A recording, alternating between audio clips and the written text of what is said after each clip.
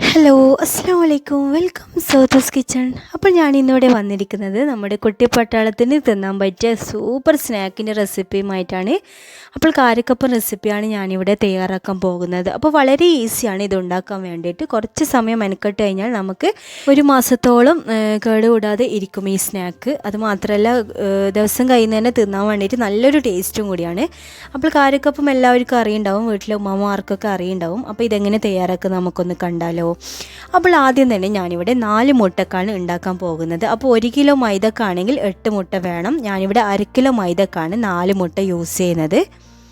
അപ്പോൾ 4 മുട്ട ഇതുപോലെ ക്ലീനായ ഒരു ബൗളിലേക്ക് ഞാൻ പൊട്ടിച്ചൊഴിച്ച് കൊടുക്കുന്നുണ്ട്. ഇവിടെ ഞാൻ കിണ്ണാണ് എടുത്തിട്ടുള്ളത്, സ്റ്റീലിൻ്റെ. അപ്പോൾ നിങ്ങൾ പ്ലാസ്റ്റിക്കിൻ്റെ ബൗളാണെങ്കിൽ അതും നിങ്ങൾക്ക് യൂസ് ചെയ്യാവുന്നതാണ്. അപ്പോൾ ഞാനിവിടെ 1/2 കിലോ മൈദക്കാണ് ഉണ്ടാക്കാൻ പോകുന്നത് കേട്ടോ. 1/2 കിലോ മൈദക്കിന് ഒരുപാട് ഉണ്ടായിട്ടുണ്ട്. ചെറിയ ചെറിയ സാധനമാണല്ലോ ഇത്, അതുകൊണ്ട് ഒരുപാട് കിട്ടിയിട്ടുണ്ട് 1/2 കിലോ മൈദക്കന്നെ. അപ്പോൾ ഫസ്റ്റ് ട്രൈ ചെയ്യുന്ന ആളൊക്കെ ആണെങ്കിൽ 1/2 കിലോ മൈദക്ക് ട്രൈ ചെയ്ത് നോക്കുക. വേഗം തന്നെ 1 കിലോ മൈദക്കൊന്നും ട്രൈ ചെയ്ത് നോക്കാതിരിക്കുക.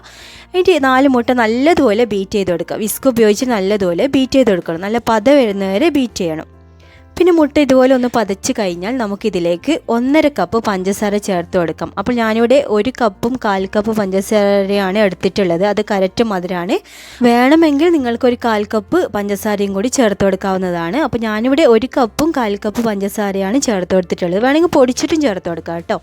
പിന്നെ ഞാനിതിലേക്ക് 3 ഏലക്കായ ക്രഷ് ചെയ്തിട്ട് ചേർത്ത് കൊടുക്കുന്നുണ്ട്. പിന്നെ പഞ്ചസാര പൊടിച്ചിട്ടാണെങ്കിൽ പഞ്ചസാര പൊടിക്കുന്ന സമയത്ത് നിങ്ങൾ അതിൽ ഏലക്കായ ഇട്ടിട്ട് അങ്ങനെ പൊടിച്ചെടുത്താലും മതി. പിന്നെ ആവശ്യത്തിനുള്ള സോൾട്ട് ഇതിലേക്ക് ആഡ് ചെയ്ത് കൊടുക്കാം. അപ്പോൾ മധുരമുള്ള സാധനം ഉണ്ടാക്കുമ്പോൾ എപ്പോൾ സോൾട്ട് നിർബന്ധമാണ്. അങ്ങനെ ആകുമ്പോൾ ആ ഒരു മധുരം ബാലൻസ് ചെയ്യാൻ നല്ലതായിരിക്കും. അപ്പോൾ പഞ്ചസാര ആഡ് ചെയ്തതിന് ശേഷം നല്ലതുപോലെ വിസ്ക് ഉപയോഗിച്ചിട്ട് ബീറ്റ് ചെയ്യുക.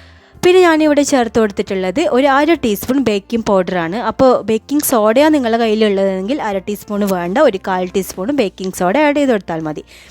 ഇതിലേക്ക് ഞാനിവിടെ 1/2 കിലോ മൈദ ചേർത്ത് കൊടുക്കുന്നുണ്ട്. അപ്പോൾ മൈദയിൽ ഞാൻ 1/4 കിലോ തരിയും കൂടെ ആഡ് ചെയ്ത് കൊടുത്തിട്ടുണ്ട്. അപ്പോൾ അത് മിക്സ് ചെയ്തിട്ട് കൊടുത്തിട്ടാണ് ഞാൻ മൈദ ചേർത്ത് കൊടുത്തിട്ടുള്ളത്. അപ്പോൾ മൈദയിൽ തന്നെ ഞാൻ 1/4 കിലോ തരി ആഡ് ചെയ്ത് കൊടുത്തിട്ടുണ്ട്. അപ്പോൾ അതൊക്കെ ചേർത്ത് നന്നായി കുഴച്ചെടുക്കുക. അപ്പോൾ ഇതുപോലെ കുഴച്ചെടുത്ത് കഴിഞ്ഞാൽ പിന്നെ നമ്മൾ കയ്യിലേക്ക് ഒട്ടിപ്പിടിക്കുമല്ലോ. അപ്പോൾ ആ ഒട്ടിപ്പിടിക്കുന്ന സമയത്ത് നമുക്കിതിലേക്ക് 2 ടീസ്പൂൺ ഗീ ഉരുക്കിയത് ചേർത്ത് കൊടുക്കുക. അപ്പോൾ ഗീ ഉരുക്കുകയാണെങ്കിൽ ചൂടോടെ ചേർത്ത് കൊടുക്കരുത്, അതിൻ്റെ ചൂടൊക്കെ ആറിയതിന് ശേഷം മാത്രം ചേർത്ത് കൊടുക്കുക. അപ്പോൾ നന്നായി തന്നെ കുഴച്ചെടുക്കുക. അപ്പോൾ എല്ലാം ഡ്രൈ ആക്കി എടുത്തിട്ടുണ്ട് എൻ്റെ കൈയൊക്കെ. അപ്പോൾ ഇതൊന്ന് അവിടെ നിൽക്കട്ടെ. ഏകദേശം 1 മണിക്കൂർ 2 മണിക്കൂർ വെച്ചാലൊന്നും കുഴപ്പമില്ല, നല്ലോണം പൊങ്ങി വരും വെച്ച് കഴിഞ്ഞാൽ. അപ്പോൾ ആ സമയം കൊണ്ട് നമുക്ക് മറ്റുള്ള ജോലിയൊക്കെ തീർക്കാമല്ലോ. അപ്പോൾ അതവിടെ കിടക്കട്ടെ. അപ്പോൾ കുറച്ച് സമയം കഴിഞ്ഞിട്ടാണ് ഞാൻ പിന്നെ പരത്താൻ തുടങ്ങിയത്. അപ്പോഴേക്കന്നെ മാവ് നല്ലതുപോലെ സെറ്റായിട്ടുണ്ട്. ഇനി ഈ ഒരു വലിയ മാവ് ഞാൻ 3 ഭാഗമായിട്ട് മാറ്റിയിട്ടാണ് ഞാൻ പരത്തി കൊടുക്കുന്നത്. അപ്പോൾ ഇതുപോലെ കൗണ്ടർ ടോപ്പിലിട്ടിട്ടാണ് ഞാൻ പരത്തുന്നത്. അപ്പോൾ ഇതുപോലത്തെ അച്ചാണ് വേണ്ടത് കാരക്കപ്പം ഉണ്ടാക്കാൻ വേണ്ടിയിട്ട്. എല്ലാവരും വീട്ടിൽ ഇതുണ്ടാവും. ഉമ്മാമ്മമാരൊക്കെ ഉള്ള വീടുകളിലാണെങ്കിൽ ഈ കാരക്കപ്പത്തിൻ്റെ അച്ച് എന്തായാലും ഉണ്ടാവും. അപ്പോൾ അതൊന്ന് ചോദിച്ച് നോക്കുക, എന്നിട്ട് ഇത് ഉണ്ടാക്കി നോക്കുക. അപ്പോൾ കാരക്കപ്പം ഉണ്ടാക്കാൻ വേണ്ടിയിട്ട് ഇതുപോലെ ആ ഒരു ബോൾസിൽ നിന്ന് ചെറിയ ബോൾസ് ആക്കിയിട്ട് ഇങ്ങനെ ഉരുട്ടിയെടുക്കുക. വളരെ ചെറിയ ബോൾസ് മതി, അങ്ങനെ ഒരുപാട് ഉണ്ടാക്കിയെടുക്കുക. എന്നിട്ട് ഇതുപോലെ ഈ അച്ചിൽ കുറച്ച് നെയ്യ് ആഡ് ചെയ്ത് കൊടുത്തതിന് ശേഷം നമുക്കിതൊന്ന് അതിൻ്റെ മുകളിൽ വെച്ചിട്ട് ഇതുപോലെ നീളത്തിലൊന്ന് പരത്തി കൊടുക്കുക. അപ്പോൾ ഞാനിവിടെ കുറച്ച് വലിയ ബോൾസാണ് ആക്കിയിട്ടുള്ളത്. അപ്പോൾ വേഗം തീരാൻ വേണ്ടിയിട്ട് ഞാൻ കുറച്ച് വലുപ്പത്തിലാക്കിയിട്ടുണ്ട്. അപ്പോൾ ഇതിലും നിങ്ങൾക്ക് ചെറുതായിട്ട് വേണമെങ്കിൽ അങ്ങനെ ഉണ്ടാക്കാം. പിന്നെ എൻ്റെ വീട്ടിൽ ഉരുട്ടാൻ ഇതുപോലെ കുറേ ആൾക്കാരൊന്നും ഇല്ലാത്തതുകൊണ്ട് ഞാൻ മാത്രം ആയതുകൊണ്ട് ഞാൻ കുറച്ച് വലുപ്പത്തിൽ തന്നെ ഉണ്ടാക്കിയെടുത്തിട്ടുണ്ട്. ആദ്യമൊക്കെ ഉണ്ടാക്കുന്നത് കുറച്ച് ചെറുതായിട്ടാണ് കേട്ടോ. ചെറുതായിട്ട് ഉണ്ടാക്കിയാൽ നല്ല ഭംഗിയാണ്. പിന്നെ കുറച്ച് ചെറുതായിട്ട് ഉണ്ടാക്കിയിട്ടുണ്ട് ഞാൻ. ഫസ്റ്റ് കുറച്ച് വലുപ്പമായിട്ടുണ്ടായിരുന്നു എൻ്റേത്. അപ്പോൾ വലുപ്പമായാലും കുഴപ്പമില്ല, നല്ല രസമുണ്ടായിരുന്നു കാണാൻ വേണ്ടിയിട്ട് കേട്ടോ. അപ്പോൾ നല്ല ഷേപ്പിൽ ഇതുപോലെ വരുന്നതായിരിക്കും. അപ്പോൾ ഓരോ തവണയും നെയ്യ് ആഡ് ചെയ്ത് കൊടുക്കുക കേട്ടോ, എന്നാലേ പറ്റാണ്ടിരിക്കും. പിന്നെ അത് മാത്രമല്ല, നിങ്ങളിത് പ്ലേറ്റിലേക്ക് മാറ്റിക്കഴിഞ്ഞാൽ കൂടുതൽ സമയം ഇത് വെച്ചിരിക്കാൻ പാടില്ല. വേഗം തന്നെ എണ്ണ ചൂടാക്കിയിട്ട് ഫ്രൈ ചെയ്തെടുക്കുകയും വേണം. ഒരുപാട് സമയം വെച്ചിരുന്നാൽ ഇതിൻ്റെ ലൈൻസൊക്കെ പോകും. പിന്നെ കാരക്കപ്പം വേറൊരു ഷേപ്പിലായിരിക്കും ഫ്രൈ ചെയ്തെടുക്കുമ്പോൾ ഉണ്ടാവുക. അപ്പോൾ അതൊന്ന് ശ്രദ്ധിച്ചിട്ട് ചെയ്യുക. അപ്പോൾ നല്ലതുപോലെ എണ്ണ ചൂടായി കഴിഞ്ഞാൽ നമുക്കിതിലേക്ക് ഇട്ടിട്ടൊന്ന് ഫ്രൈ ചെയ്തെടുക്കാം. അപ്പോൾ ആദ്യം നല്ല ഹൈ ഫ്ലെയിമിൽ വെച്ചിട്ട് എണ്ണ ചൂടായതിന് ശേഷം പിന്നെ മീഡിയം ഫ്ലെയിമിലേക്ക് മാറ്റി കൊടുക്കുക കേട്ടോ. അപ്പോൾ നല്ലതുപോലെ പൊങ്ങി വരുന്നുണ്ടോ. കുറച്ച് സമയം കുഴച്ച് വെച്ചത് കൊണ്ടാണ്, സെറ്റാകാൻ വേണ്ടി വെച്ചത് കൊണ്ടാണ് ഇങ്ങനെ പൊങ്ങി വരുന്നത് കണ്ടോ.